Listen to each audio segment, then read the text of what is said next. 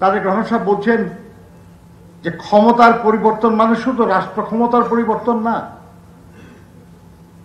ক্ষমতার পরিবর্তন মানে হলো রাষ্ট্র, রাজনীতি, জনগণ এর গুণগত পরিবর্তন।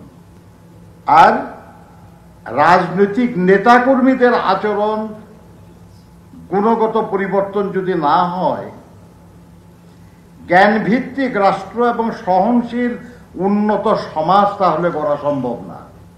ক্ষমতার পরিবর্তন আমাদের অনেকেই আজকাল বক্তৃতা দেয়, দেখি যে এত রক্ত এগলেন শুধু ক্ষমতার পরিবর্তনের জন্য।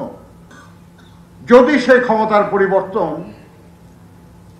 দেশ, জনগণ, মানুষ এবং এই রাষ্ট্রের পরিবর্তনের জন্য হয়, যদি সেই ক্ষমতার পরিবর্তন মানুষের ভাগ্যের উন্নয়ন সাধন করে, যদি সে ক্ষমতার পরিবর্তন এতদিনের যে দুর্নীতি, অনাচার, দুঃসহ, নিপীড়ন, নির্যাতনের যে পরিবেশ, সেই পরিবেশ থেকে মানুষকে মুক্ত করতে পারে, আর এর সব কিছু করার জন্য ক্ষমতার পরিবর্তনের তো কোনো বিকল্প নাই।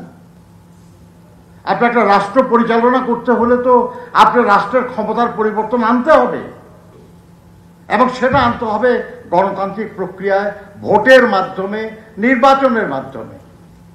সেটা যখন দাবি করা হয় তখন এই কথা বললে তো ভুল যে শুধু ক্ষমতার জন্য পরিবর্তন হয় নাই।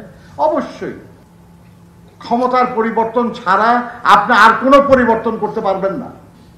রাষ্ট্র এবং সমাজের পরিবর্তন এমনিতেই হয় না, এর জন্য ব্যবস্থার পরিবর্তন করতে হয়, এর জন্য আইন পরিবর্তন করতে হয়, এর জন্য প্রয়োজনীয় সংবিধান পরিবর্তন করতে হয়, এর জন্য মানুষের আচার আচরণ, চলাফেরা, কার্যক্রম সব কিছুতে পরিবর্তন আনতে হয়।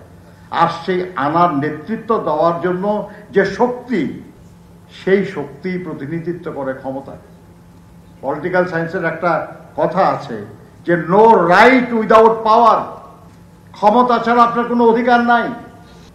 ওই জন্য ক্ষমতা দরকার, সেই অধিকার অর্জনের জন্য যে অধিকার আমাকে মানুষের স্বপ্ন পূরণে সক্ষম করবে, যে ক্ষমতা আমাকে মানুষের এতদিনের দুঃখ বেদনা এটা অপসারণে বা অবসানে আমাকে শক্তি যোগাবে।